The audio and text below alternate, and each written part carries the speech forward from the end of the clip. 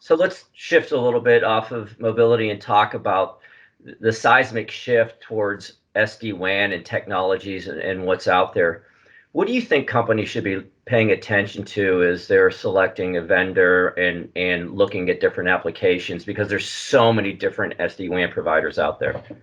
Yeah, that's a great question, Joe. And to your point, there's many competitors in the space. There's a lot of over-the-top SD-WAN providers. There's what we call the SD-WAN box providers, the Ciscos, the Fortinets, folks like that. And again, it really depends on what the customer requirements are. And so we approach every single engagement with our customers as a consultative sale, right? We want to understand what it is that they're trying to accomplish with this, rip and replace technology, right? Because getting rid of those MPLS networks and moving to an SD-WAN network may sound fantastic because you have true control over the network, but if you don't understand the connectivity behind it and you're taking an MPLS and now putting two broadband solutions into a corporate headquarters solution location, that's not going to work. And we see many of our competitors will hear from the customer that they want fiber access, DIA, dedicated internet access.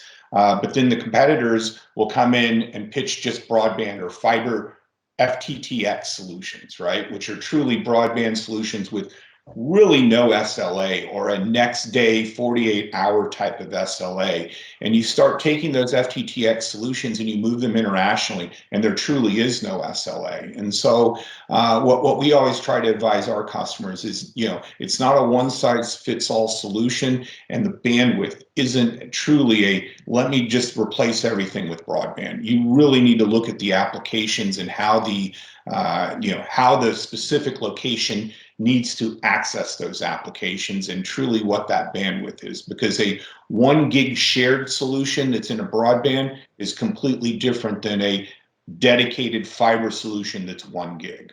And boy, that is out there right now, right? That what is the true definition of broadband? Because there's so many definitions of broadband and what comes with an SLA, or if you don't get an SLA. It's even the same thing with DIA.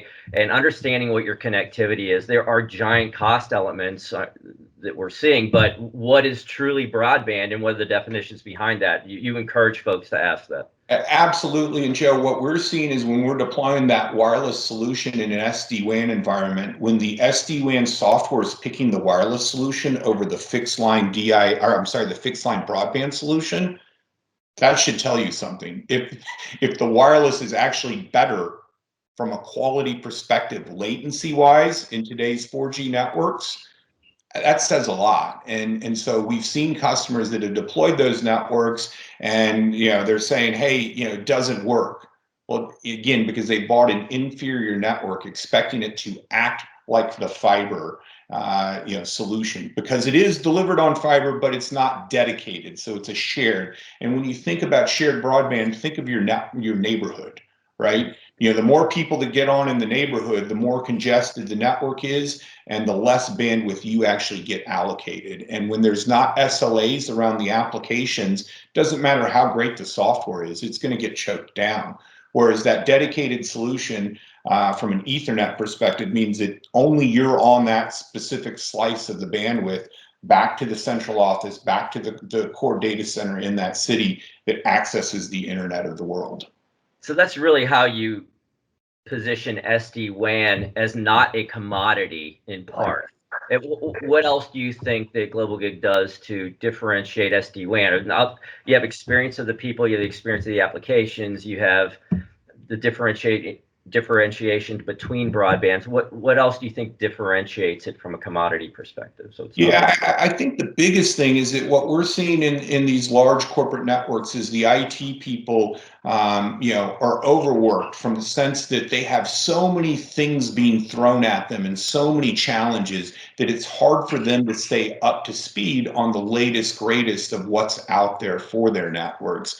And so, again, I think what we've done a great job of is the education of our engineers on these product sets and how they work and the nuances behind it, so that we truly can be that subject matter expert for that customer, and they can rely on us to be their help desk, to be their managed service provider, to run the networks. And so what we're seeing today is that customers are throwing across the keys to us and saying, you manage the network. We've got other tasks that we need to focus on internal. If you can keep the network up, then we're going to be a great partner. And so that's really how we've built our solutions from a managed services perspective. Is we look at it, we're going to take the keys to the Ferrari and we're going to drive the Ferrari for you.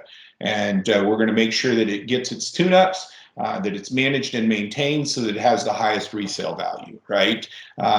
Versus not doing software updates or, having break fix issues and network pieces down consistently.